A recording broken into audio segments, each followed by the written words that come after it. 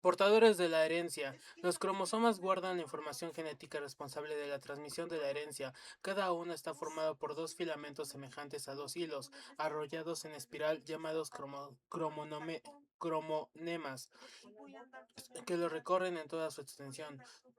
Más o menos en la mitad de su longitud, presenta una pequeña esfera de color claro denominada centrómero, que lo divide en dos brazos o telómeros.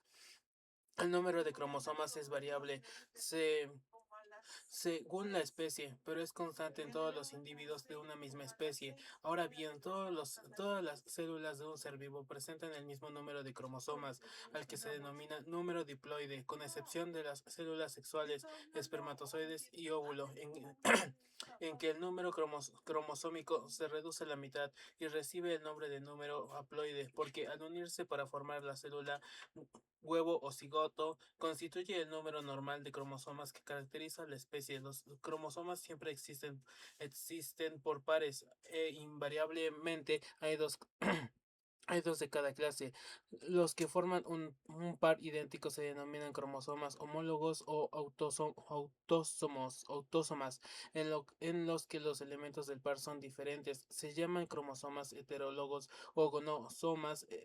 Es el caso de los cromosomas sexuales. En el hombre, las células del cuerpo, también llamadas somáticas, poseen 46 cromosomas, 23 pares, de los cuales 44 o 22 pares son autósomas y un par son gonósomas.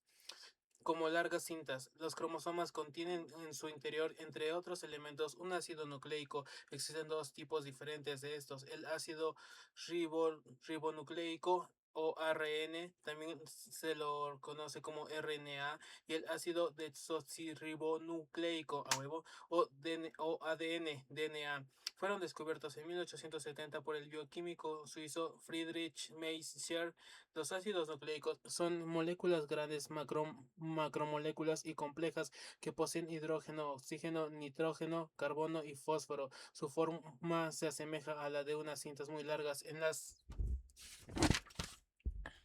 que por tramos regulares se repiten la misma estructura. Estas estructuras conforman las unidades de las cintas y se llaman nucleótidos. Cada nucleótido, a su vez, está constituido por una molécula de ácido fosfórico y una azúcar, siempre al que se le suma una molécula orgánica cíclica muy compleja con átomos de nitrógeno, llamado base cíclica nitrogenada. Existen 5 clases de bases nitrogenadas: adenina A, guanina G, citosina C, timina T y uracilo U.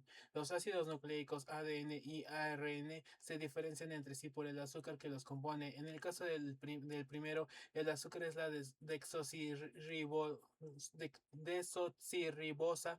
En el segundo, el azúcar es la ribosa. Unidades hereditarias en código. Los genes son las unidades hereditarias. Se encuentran en todas las células con un número definido que en óptimas condiciones transmite y rige el desarrollo de un rasgo o carácter. Están formadas por ADN y se ubican en los cromosomas. El código genético es la información hereditaria que se encuentra en el ADN. La nariz de mamá, el carácter de papá. La herencia es el conjunto de rasgos morfológicos, color de pelo, de ojos, de piel, etcétera, fisiológicos, adaptaciones y, en el caso del hombre, psicológicos, memoria, carácter, inteligencia, que se transmiten de padres e hijos. Generalmente entre padres e hijos encontramos un parecido muy estrecho, pero que no depende de la nutrición ni del desarrollo muscular.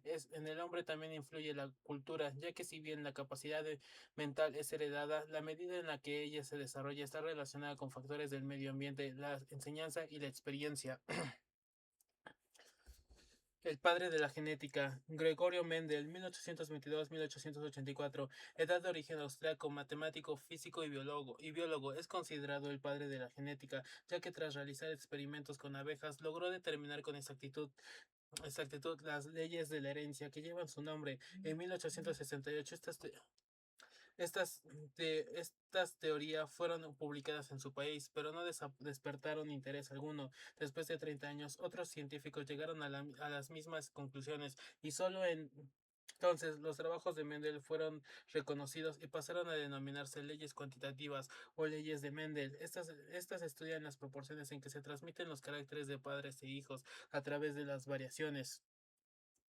Fenotipo y genotipo, todos aquellos rasgos de un individuo que captamos con nuestros sentidos, color de ojos, de pelo, estatura, etcétera, conforman el fenotipo. Estos rasgos que constituyen el fenotipo están determinados por los genes ubicados en los cromosomas. El conjunto de genes que se transmite por herencia de padres a hijos se llama genotipo. En caso de dos rasgos que contrastan entre sí, ojos claros, ojos oscuros, como no pueden heredarse, ambos se denominan alelo o, alelo o alelomorfo.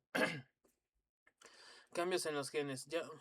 Llamamos mutación a aquellas variaciones que se presentan en forma repentina y son transmitidas hereditariamente como resultado de cambios producidos en los genes que originan nuevos caracteres. Existen dos tipos: mutación natural. Las causas que la provocan aún se desconocen, pero se creen que obedecen a alteraciones en la actividad celular. Mutación artificial es provocada por diversos factores como frío, calor, humedad, gases tóxicos, radiaciones, etc. O homocigotas o heterocigotas. Los cromosomas están dispuestos por pares en las células de nuestro cuerpo. Cada una de ellas posee dos genes de cada clase. Cada una de ellos controla la herencia de uno o más caracteres. En las células del cuerpo hay dos cromosomas homólogos y por ende dos genes para para cada carácter, pero en las células sexuales solo hay un cromosoma de cada clase como resultado de la división celular, meiosis, en que el número cromosómico queda reducido a la mitad. Un ser vivo es llamado puro o homocigota cuando los genes que transmiten sus células sexuales son idénticos, es decir, dos caracteres dominantes o dos caracteres recesivos que se fabrican con la misma letra mayúscula para los dominantes AA y minúscula para los recesivos AA. Si dichas genes son iguales, es decir, que hay un gen dominante y otro recesivo AA, se lo denomina heterocigoto o híbrido genético. Entre los individuos heterocigotas pueden establecerse una subdivisión monóbrido heterocigota para un solo carácter o dihíbrido heterocigota para dos caracteres. ¿A qué llamamos dominancia? Pese a que la contribución genética de ambos padres. Las leyes de Mendel.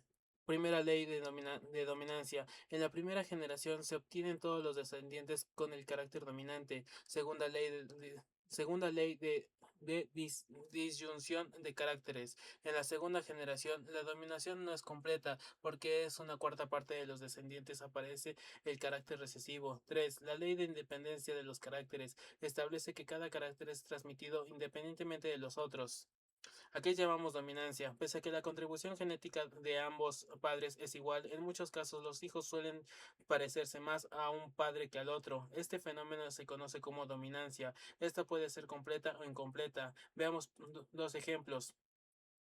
Si los padres, uno con pelo negro, AA, y otro con pelo rubio, AA, se entrecruzan, los descendientes tendrán pelo negro. Ahora bien, en los descendientes de estos hijos se observará la relación 3-1, es decir, habrá tres individuos con pelo negro y uno con vestigios de pelo rubio. Esto constituye un ejemplo de dominancia completa. Hablamos de dominancia incompleta. Cuando los hijos presentan un aspecto fenotipo intermedio entre el de los padres, por ejemplo, si del cruzamiento de un individuo de pelo negro con otro de pelo blanco nace un individuo de pelo gris. Esto nos indica que el gen no es completamente dominante sobre el recesivo. La segregación de caracteres. Cuando se forman las gametas, el núcleo cromosómico, que es diploide, pasa a ser diploide. Se divide por la mitad. Para cada cromosoma eleva los mismos caracteres que su homólogo. Cuando estos se separan durante la meiosis, se produce la segregación de caracteres que posteriormente se recombinarán al unirse las gametas. ¿Qué es el crossing over?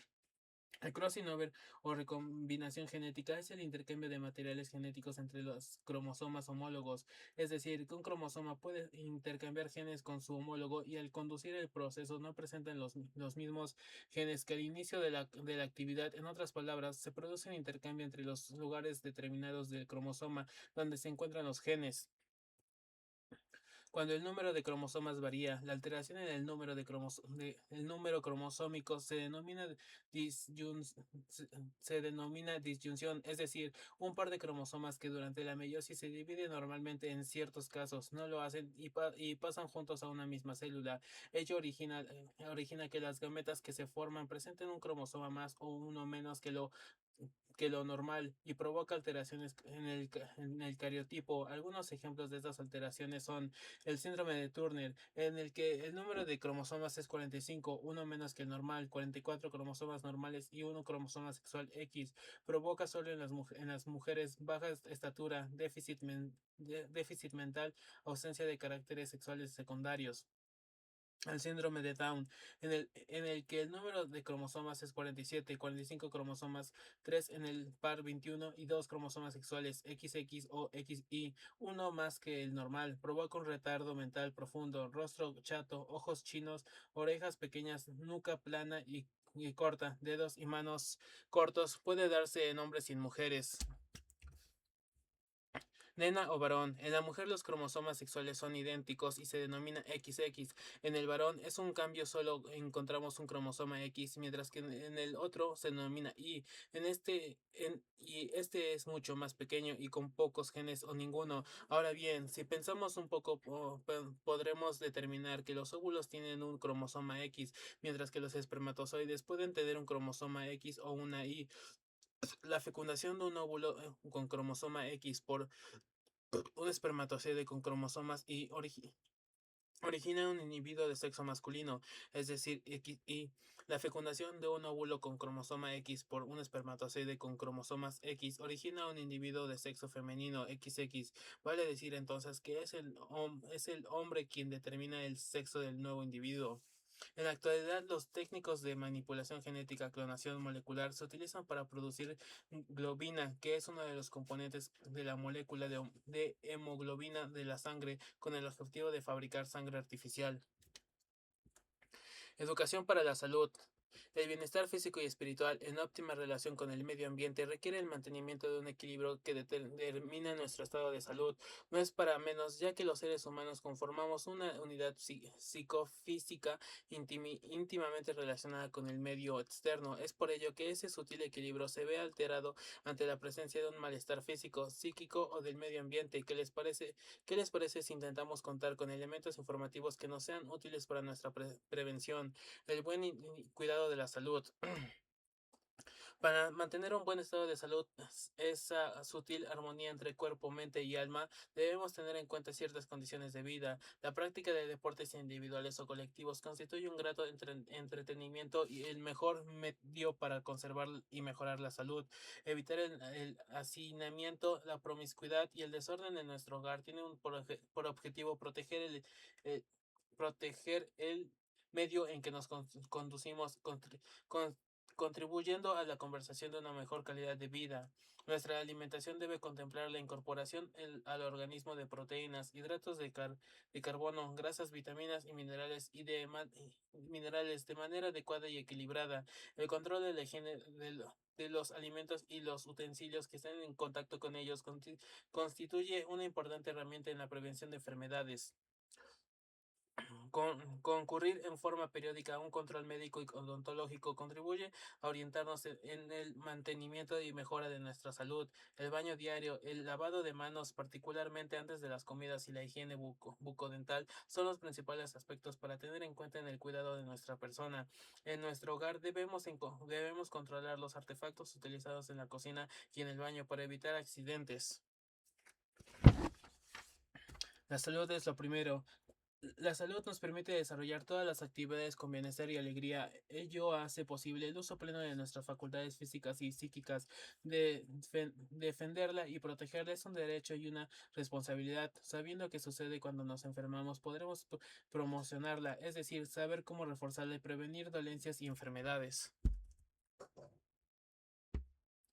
¿Qué es la salud? La Organización Mundial de la Salud, OMS, define la salud como como el completo bienestar físico, psíquico y social del individuo. Este bienestar es un estado de equilibrio dinámico, que es la capacidad del individuo de adaptarse activamente al medio que lo rodea. Decimos que es dinámico porque tanto las condiciones físicas y psíquicas como las condiciones externas, medio ambiente, cambia constantemente.